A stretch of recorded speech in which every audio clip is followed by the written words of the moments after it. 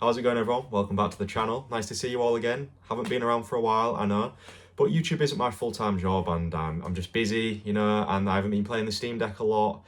Up until the last couple of weeks, I've been really playing it a lot, so I thought I'd do an update video on what I've been playing, and yeah, just generally tell you about how I'm feeling about the Steam Deck at the minute and how it's going. So stay tuned, and yeah, we'll get into it.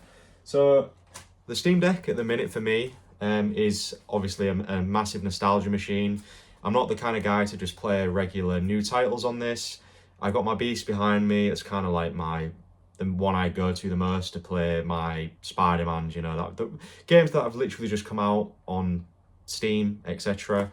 And yeah, so the Steam Deck for me is literally just like a nostalgia machine, something I can just hop on and play some old titles, because I don't really play a lot of new games, I'm more so like, when I have the time, because I normally do a lot of reading, as you can see from the shelf there, and I watch a lot of movies and stuff and films, so balancing all the time with only having like the weekend to really do it and after work and that, it's difficult to pick up the Steam Deck and just play a few games. But I've got back into it. I've got a bit of a 3-day weekend at the moment, so I've been absolutely smashing some Bioshock. Loving it on the Steam Deck. I recently played it on the Switch and it was fun, but it was 30 FPS. I'm pretty sure it was 30 FPS. And I didn't get any achievements. And I'm a bit of a... If I'm playing a game again, played Bioshock about 5 or 6 times now. If I'm playing a game again, I kind of want to get achievements in it, for sure. I'm sure you guys feel the same. It's nice to accomplish something when you've done a different task in the games and, just typical stuff like that. So Bioshock has been great for me at the minute. And I've also been hitting up the Humble Bundle. I know the Humble Bundle have been around for years, but I never really pay attention to their bundles, and I don't know why, because I picked up some absolute bangers this last week. I got I think it's still ongoing as well, the 2K bundle. I already had Bioshock, so it kind of irrelevant, but Borderlands, the whole collection of Borderlands 3, all the DLC included. I think I only had to pay like £13. I also got 2K Golf, and I used to play that back in the day with my dad. We had a lot of good times on that. So I thought I'd pick up the new 2K Golf as well, because it was included in a bundle, give it a go. It runs extremely well on the deck. I'm going to try and intertwine some gameplay so you can actually see games running instead of just listening to me ramble.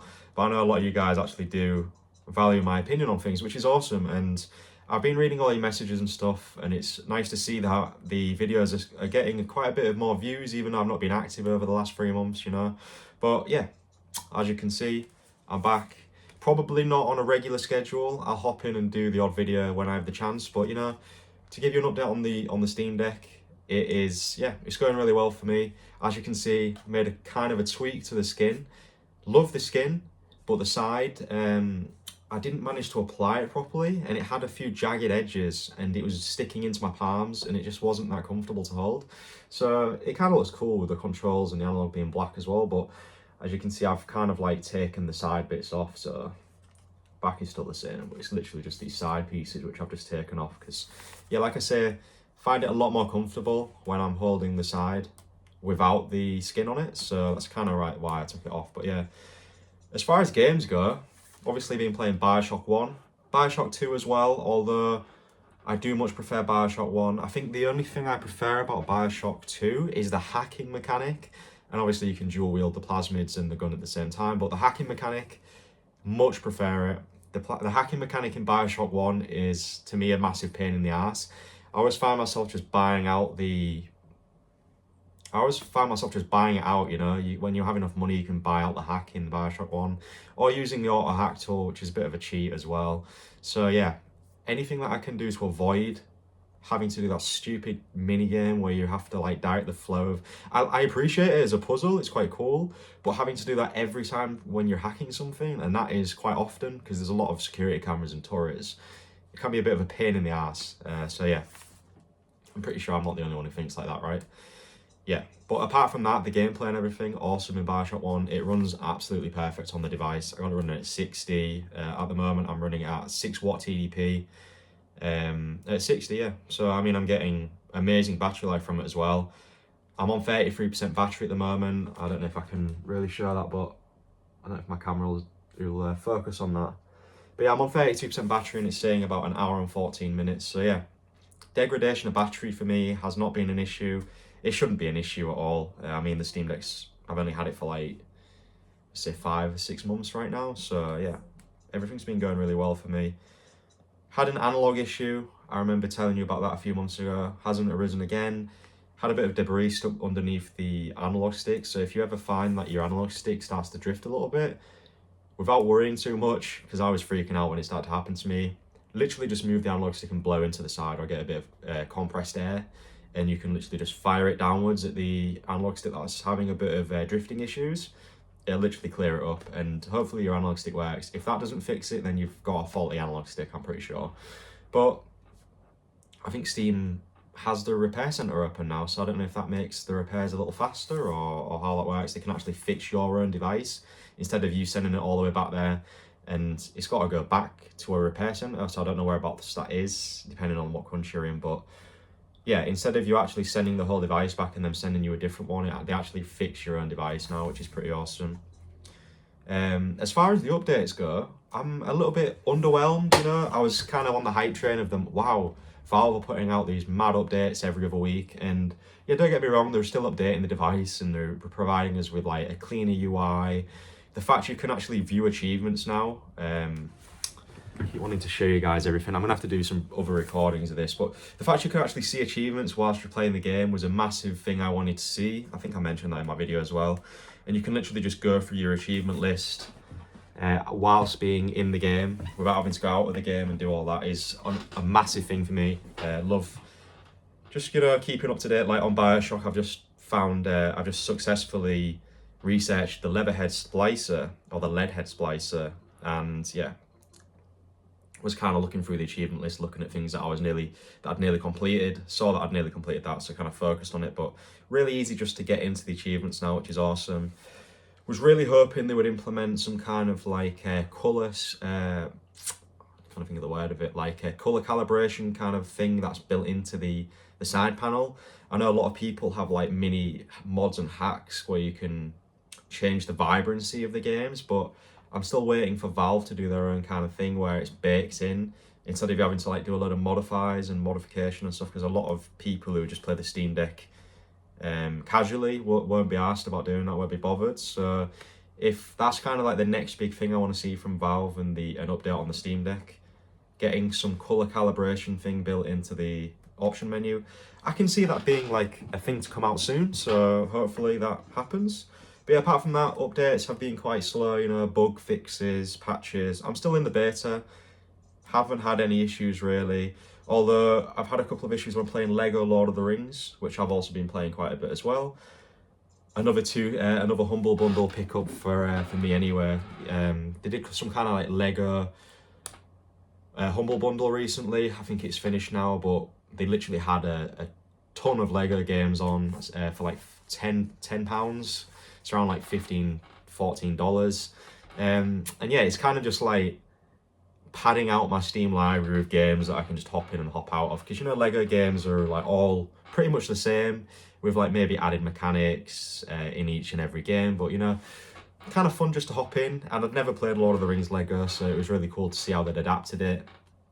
It's kind of free roam as well, which I didn't expect, which is awesome, because I played Lego Harry Potter and that's quite linear but also very cool at the same time. It's just nice to see the world setting in more of like an open world scenario, because obviously Lord of the Rings has quite a lot of games, but not really any of them feature like an open world within like the movie settings, if that makes sense. I know there's Shadow of Mordor and all that, and they're open world, but they're not like in the movie setting.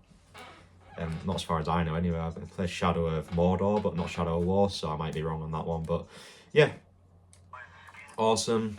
Definitely check out Humble Bundle. I recommend it for getting extremely cheap games, like a bundled price. So I think at the moment the 2K one is still up and running, so definitely check that out if you're a fan of 2K games. You know, you got Bioshock, Borderlands. They do include a lot of like older games, so games I wouldn't really necessarily be playing that much, but it's worth it for a bundled price of like newer titles. Like I said, Borderlands 3, I know it's old, but you're getting the Steam version, not the Epic Games one, and it comes with all DLC. I mean, I haven't actually installed it because it's fat, extremely massive. I think it's about 120 gigs with everything included, which is a bit mad. don't really want to be clogging up my SD cards for that at the moment, so I'm going to leave that for now, which is why I like playing nostalgia-based games for me anyway, so like 2010s and under.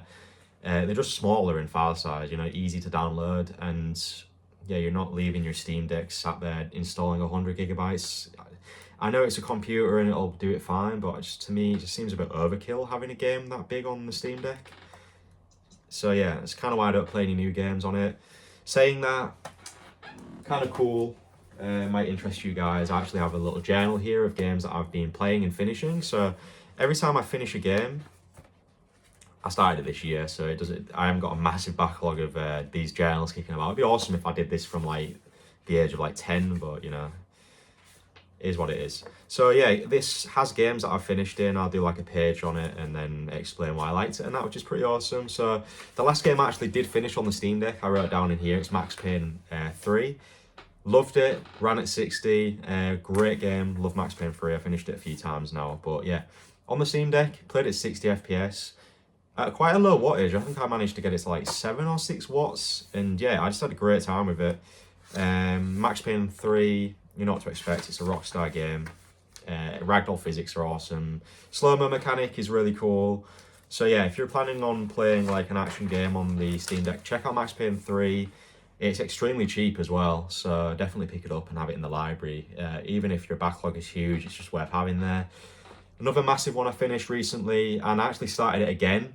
I absolutely love this game. I'm pretty sure everyone loves it. Portal 2. I don't know if I mentioned that I finished it in a previous video, but I'm pretty sure I haven't done a video since I finished it. But yeah, Portal 3, hilarious game. It's got a great voice cast. Stephen Merchant plays one of the characters in it. And yeah, he's kind of a British icon, so I gotta love him.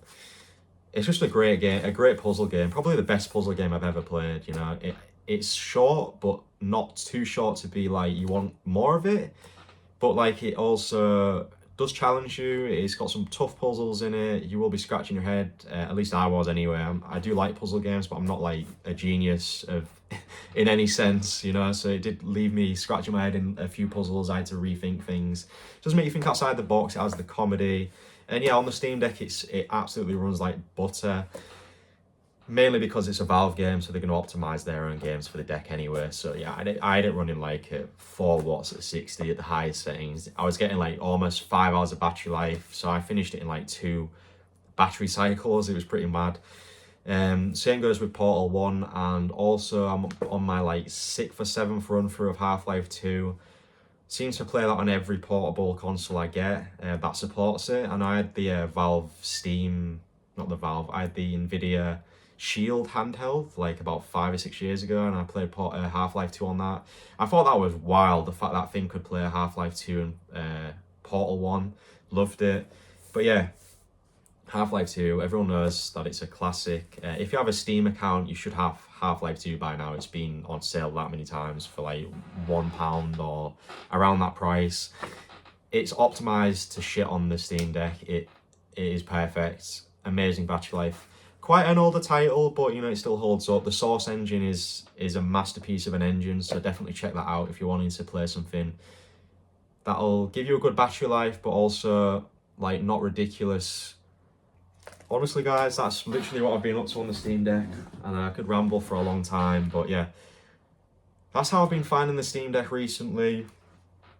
Haven't played many emulated games on it. I know I finished Snake Eater, is probably one of the last videos I made. I was skinning my device and everything, putting this camo skin on, but yeah, finished Snake Eater. Had a few issues with the video cutscenes were like maybe a little too much for the deck to handle. They dropped a little bit, but the actual gameplay was perfect. It's just a shame that Snake Eater itself has so many cutscenes, so like some of them I had to persevere with because they were running a little bit too choppily. But because I've already played it a few times, I say a few times, it's probably the game I've played the most ever. So yeah, if you're new to Snake Eater, you could play it on the Steam Deck, but you probably would need to watch the cutscenes on YouTube. You know, some of the final ones, which include a lot of story content, can be a little choppy depending on what's happening. I know when the Shagohod is going absolutely ham, the device kind of struggles a bit. So yeah, keep that in mind. A lot of the PS2 games I've been playing, like God of War, they've been running really well. Some of them require a lot more wattage than others, so just be wary of that. Your battery life may suffer. Your device might get a little hot, but as far as the fan goes, I've literally not experienced any really big fan noise. Like I said, I only play like older titles anyway, so yeah. If you kind of want to see me playing like extremely new titles, like I say, like Spider-Man or Uncharted, I'm probably not going to be the kind of guy to play them on the Steam Deck. Like I said, I've got other consoles to play it on, and although the portability aspect is cool, I'm not away from my house that much to like warrant playing Uncharted on here.